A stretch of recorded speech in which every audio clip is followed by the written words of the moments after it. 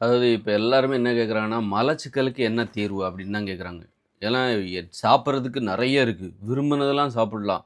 பணமும் நெறையா இருக்கு. உணவு உற்பத்தியும் அதிகமா இருக்கு. உணவுக்கு இப்போ பஞ்சமே கிடையாது. நல்ல வருமானம் நல்லா சாப்பிடலான்னு பார்த்தா, இப்ப இந்த மலச்சிக்கல் வேற பிரச்சனையா இருக்கு. சாப்பிட்டுக்கிட்டே இருக்கலாம். அது பாட்டுக்கு மலச்சிக்கல் மலம் போயிட்டே இருந்தா நல்லா சாப்பிட்டே இருக்கலாம். அப்படின்னு நெனைக்கிறோம். அப்போ மலச்சிக்கலுக்கு என்ன தீர்வு அப்படின்னா, இருக்குது. இயற்கையான ஒரு தீர்வு. மருந்தே தேவையில்ல மலச்சிக்கலுக்கு. என்னன்னாக்கா, உணவு இருக்குல்ல. நம்ம வந்து ஆடு, மாடுகள்லாம் எப்படி ஆடு, மாடு ஒரு ஆடோட உணவ பாருங்க. இலைத்தழைகள சாப்பிடுது. பச்சையாவே எல்லாத்தையும் சாப்பிடுது. கஷ்டமான உணவு. அத நம்மளால சாப்பிட முடியாது. நம்ம ருசியா சாப்பிட்டு, சாப்பிட்டு, சாப்பிட்டு, சாப்பிட்டு மலமும் சரியா போணும்னு நம்ம நெனைக்கிறோம். அதுதான் அங்க தப்பா இருக்கு. பிற உயிரினங்களைப் போல நம்ம கஷ்டமான உணவுகள சாப்பிடணும். சாப்பிடுவதற்கு கஷ்டமான உணவுகள சாப்பிட்டா மட்டும் தான் நமக்கு இந்த மலச்சிக்கல் சரியாகும், மனிதர்களுக்கு. சாப்பிடுவதற்கு கஷ்டமான உணவுனா, அ இலைதழைகள், காய்கறிகள், பச்சை காய்கறிகள். பச்சையா சாப்பிடுறதுக்கு அதிகமா நம்ம பழகணும்.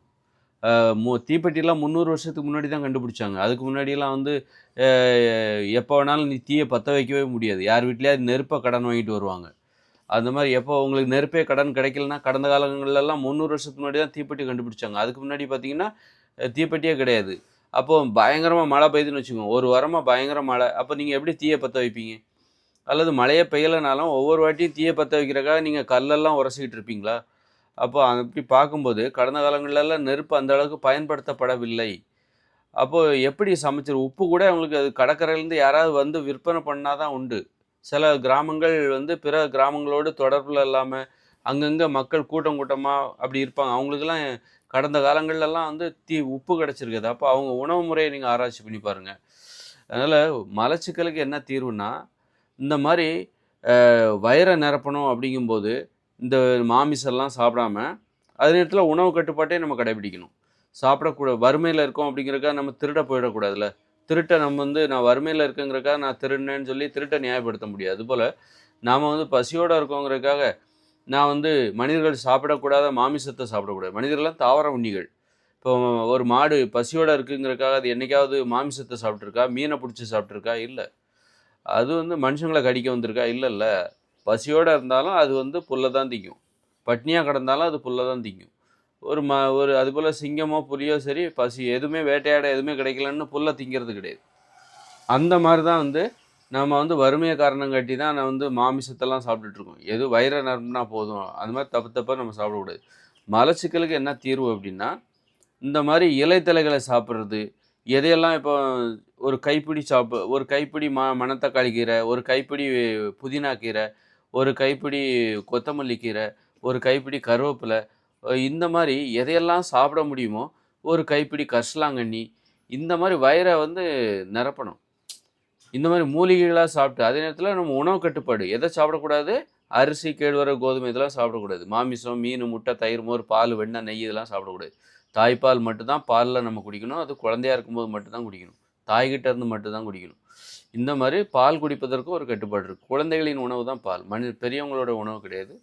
அது மாட்டு க கன் மாட்டுப்பால்ங்கிறது அது கன்றுக்குட்டிக்கானது. இந்த மாரி உணவு கட்டுப்பாட்டை அடிப்படையாகக் கொண்டு, நாம வந்து எத சாப்பிடணும், எத சாப்பிடக்கூடாது. எதை சாப்பிட வேண்டும்னா, இந்த மாரி காய்கறிகள், பழங்கள், கீரைகள், கிழங்குகள், இலைத்தழைகள் இந்த மாரி பச்சையா சாப்பிடணும். அப்பதான் இந்த உடம்பு ஒழுங்கா வேலை செய்யும். அப்பதான் உங்களுக்கு மலச்சிக்கலே இல்லாம இருக்கும்.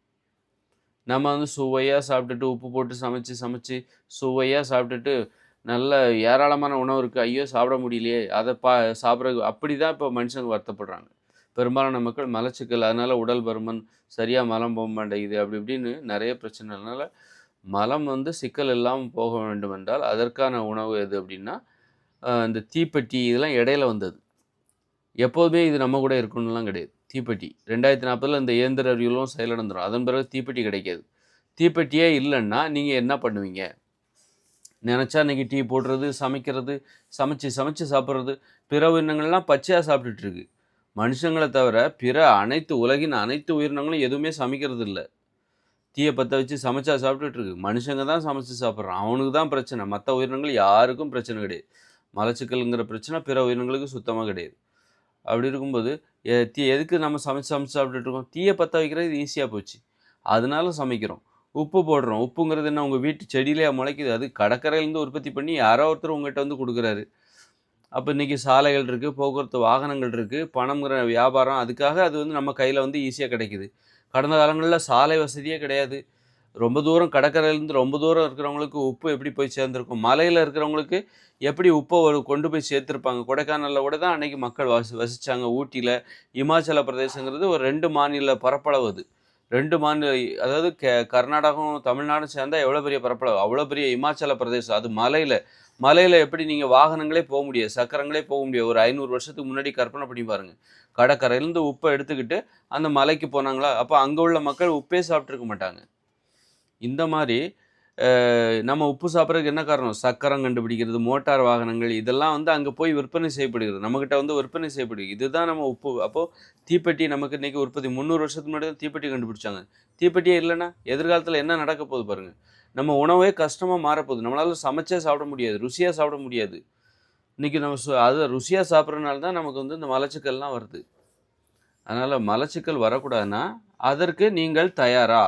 காய்கறிகளை, பச்சை காய்கறிகளை சாப்பிடுவதற்கு நீங்கள் தயாரா? முழு நேர உணவாக உங்களால் கேரட்டு தான்பா சாப்பிட சொல்றேன். கேரட்டு, வெண்டைக்காய், தக்காளி பழம் இதெல்லாம் உங்களால ப ப பாகற்காய் இதெல்லாம் உங்களால பச்சையா சாப்பிட முடியுமா? மென்னு சாப்பிடணும். பூசணிக்காய் இதெல்லாம் மென்னு சாப்பிட நீங்க தயாரா? அது மாரி வந்து தடியங்காய், அப்புறம் சுரைக்காய் இதெல்லாம் பச்சையா சாப்பிட தயாரா? சாப்பிட முடியும் தானே? அப்படி சாப்பிட்டா தான் அந்த மலச்சிக்கல் சரியாகும். நம்ம சமைச்சு சாப்பிட்றது, உப்பு போட்டு சாப்பிட்றது, இதுதான் வந்து ரொம்ப சுவையா சாப்பிட்றது. இதுதான் வந்து பார்த்தீங்கன்னா, மலச்சிக்கலுக்கு காரணமா இருக்கு. இந்த தீப்பெட்டி, உப்பு, சர்க்கரை, மைதா இந்த மாரியான இதில இடையில வந்த கண்டுபிடிப்புகள் தான் நமக்கு இந்த மாரி இடையில தான் இந்த பிரச்சனை. ஆதி காலத்துலேருந்து இந்த பிரச்சனை நமக்கு இருக்குது அப்படிலாம் கிடையாது.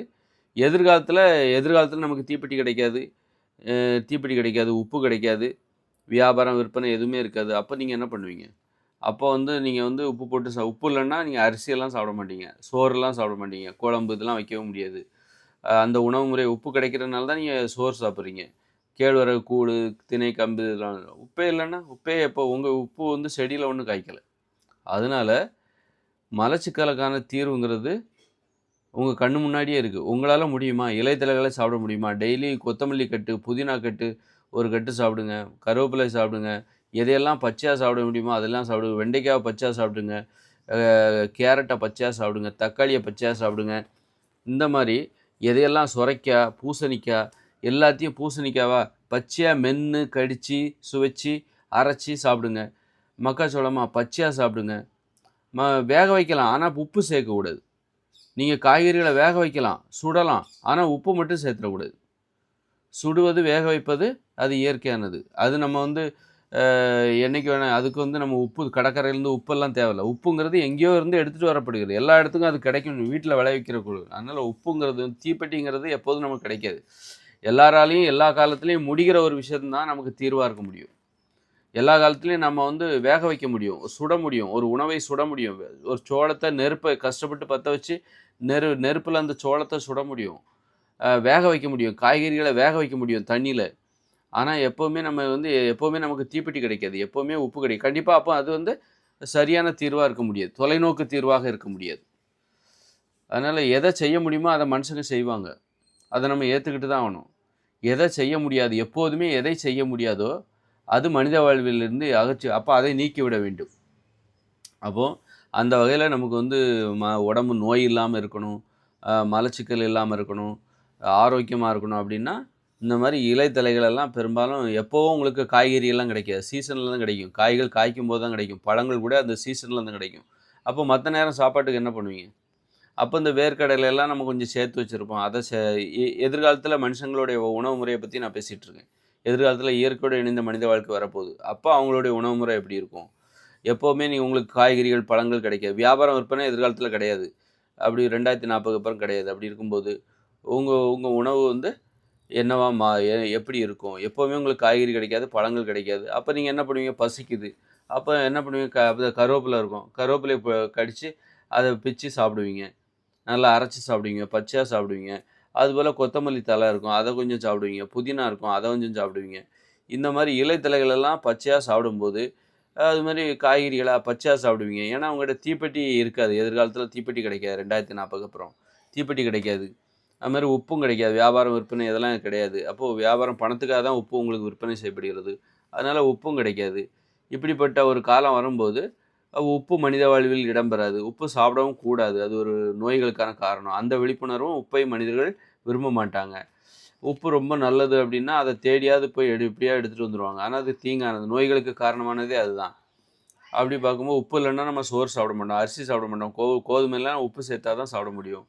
இப்படி எதிர்காலத்தில் ஒரு மாற்றம் வரப்போது. அதுவே நமக்கு தீர்வாக அமையும். இந்த காலத்தில் நீங்க இந்த மலச்சிக்கல், நோய்கள் எல்லாமே இல்லாம இருக்கணும்னா, காய்கறிகள பச்சையா சாப்பிடுங்க. பழங்கள சாப்பிடுங்க. இலைத்தழைகள சாப்பிடுங்க. நல்ல கொத்தமல்லி எதையெல்லாம் சாப்பிட முடியும்? அந்த கரிசலாங்கண்ணி, கீழா நெல்லி, ஒரு கைப்பிடி சின்னதா ஒரு கைப்பிடி 2 நாளைக்கு ஒரு வாட்டி. இந்த மாரியான ஒரு உணவு முறை இருந்துச்சுன்னா, நம்ம அப்பதான் நம்மளால நோய்கள்லேருந்து விடுபட முடியும். மலச்சிக்கல்லேருந்து விடுபட முடியும். இல்லாம மருந்து சாப்பிட்டு, அத சாப்பிட்டு, இத சாப்பிட்டு தீர்வு கிடைச்சிருமா? அப்படின்னா, கண்டிப்பா அது கிடைக்காது.